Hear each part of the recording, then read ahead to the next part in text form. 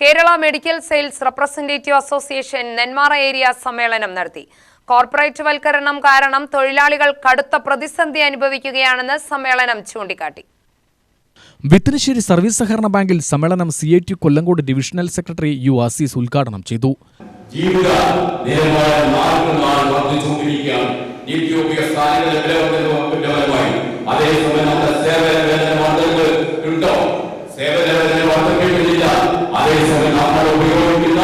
എല്ലാ സാധനങ്ങൾക്കും ഉപ്പ് തൊട്ട് കൽപ്പനം വരെയുള്ള സാധനങ്ങളുടെ വില വർദ്ധിച്ചുകൊണ്ടിരിക്കുകയാണ്. നമ്മൾക്കുള്ള ആനുകൂല്യങ്ങൾ വെട്ടിച്ചുരുക്കിക്കൊണ്ടിരിക്കുകയാണ്.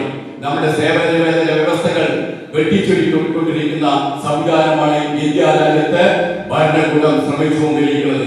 അതോടൊപ്പം തന്നെ നമ്മുടെ ആറ് സംസ്ഥാനങ്ങളുടെ പരിശോധിച്ച് നോക്കുക. നമ്മുടെ സംസ്ഥാനത്ത് കഴിഞ്ഞ 10 വർഷക്കാലം ഇടതുപക്ഷ ജനാധിപത്യ ഗവൺമെന്റ് അധികാരത്തിലുണ്ടായിരുന്നപ്പോ ഈ സംസ്ഥാനത്ത് 3.5 കോടിയോളം വരുന്ന ജനവിഭാഗങ്ങളുടെ കഷ്ടപ്പാടുകൾ, ബുദ്ധിമുട്ടുകൾ, യാതനകൾ പരിഹരിക്കുന്നതിന് വേണ്ടി ഒട്ടനവധി നടപടികൾ സ്വീകരിച്ചു.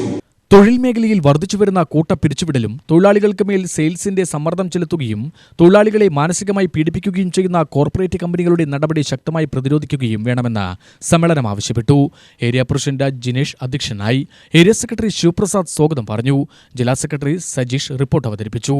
UTV news, Palakkad.